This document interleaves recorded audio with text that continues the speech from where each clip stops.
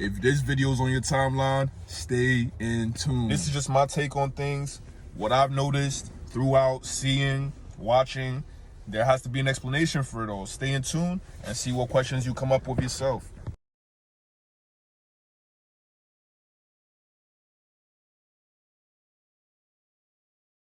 If the theory is correct, it means that music is the paradigm that eluded Einstein. That all the particles we see are nothing but musical notes on a tiny vibrating string. Each vibration corresponds to a particle. And so, what is physics? Physics is the harmonies of vibrating strings. What is chemistry? Chemistry is the melodies that you can play when these strings interact with each other. What is the universe? The universe is a symphony of strings. If you go back almost 4,000 years to the oldest Sanskrit text in India, the Veda, they discuss this in great detail.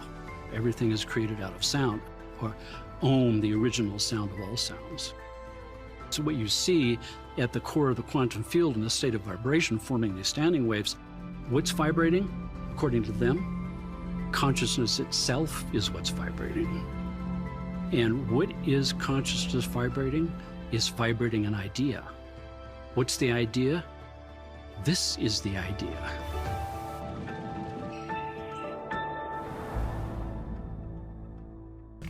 Pay close attention. Now, believe it or not, a lot of truths, a lot of history is intentionally hidden or obscured.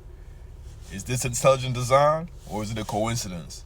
If you want to find the secrets of the universe, think in terms of energy, frequency, and vibration. This profound statement by Nikola Tesla is a reminder that everything around us is vibrating. Picture the world as a vast symphony, with each element playing its unique tune. Our thoughts and feelings are no exception. They generate vibrations that ripple out into the universe. Imagine your emotions as musical notes, with positive emotions like love and joy creating high-pitched, harmonious melodies, while negative emotions like anger and fear produce low, dissonant tones.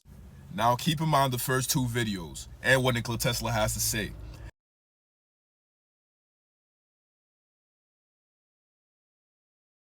You normally hear these words by themselves: high vibrational, low vibrational, manifesting, affirmation.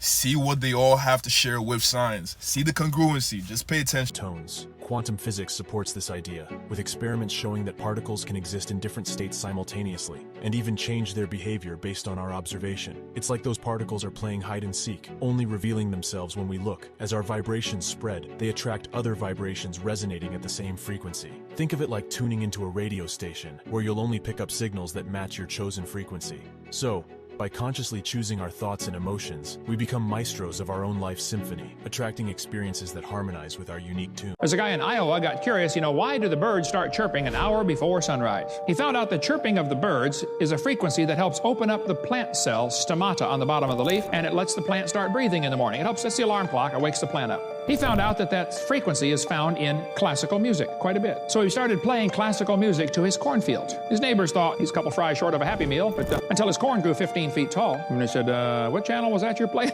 When he played the music to his squash plants, they produced 5 squash per leaf instead of 1. He played it to his black walnut tree and it grew twice as fast as normal. Called Sonic Bloom. It's a combination of vitamins for the plant and special frequencies to open up the stomata. So today we're going to talk about Dan Carlson's Sonic Bloom invention. And I think this is really cool. This was a man who used sound to enhance his yields. He noticed that when he played certain frequencies to his plants, that his plants would actually grow faster. And then if we look at this document, it's with Michael Holtz, and he used the technology that Dan Carlson created with sound frequency to enhance his yields to grow 15-pound cabbages. Now, it's very interesting that sound can play such a crucial role in plant growth, and we never really talk about this or learn about these things.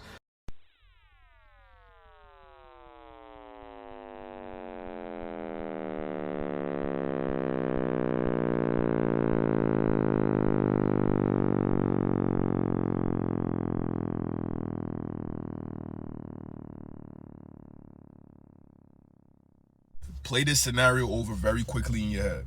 Imagine walking outside, you spot an ant. You place a cup over the ant. You know you placed the cup over the ant, but how would the ant interpret that interaction? The ant's world is flat. When you place a cup over the ant, that's like an extra dimension beyond what the ant can normally experience. Naturally, it would be quite confused, trying to make sense of what just happened. Now imagine yourself in place of the ant, the Creator as the one placing the cup, and this reality as the cup.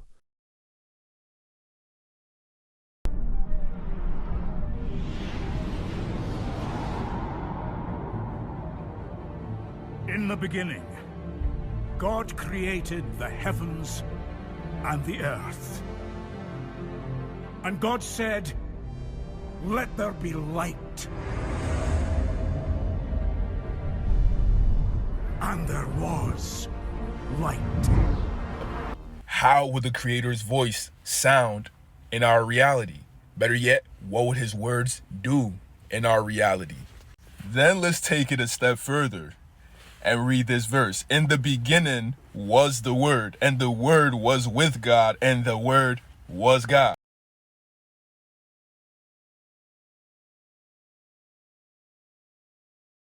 Cell adhesion molecule, which literally holds our skin on and holds our organs together, is the glue or the rebar of the human body. Wow. And that protein molecule is called laminin. And this is what laminin looks like in its structural form.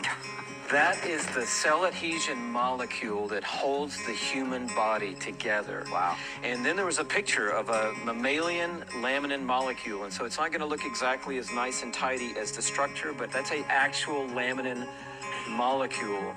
And I just stood there, tears in my eyes again, and I was like, you've got to be kidding. Colossians 1 says that he is before all things, talking about Jesus, and in him all things hold together. And I thought, you got... Would you rather die having lived your life for Christ to find out you were wrong all along?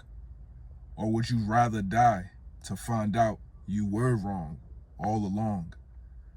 Whilst there's still time, fully give your life to Christ. You have nothing to lose and everything to gain.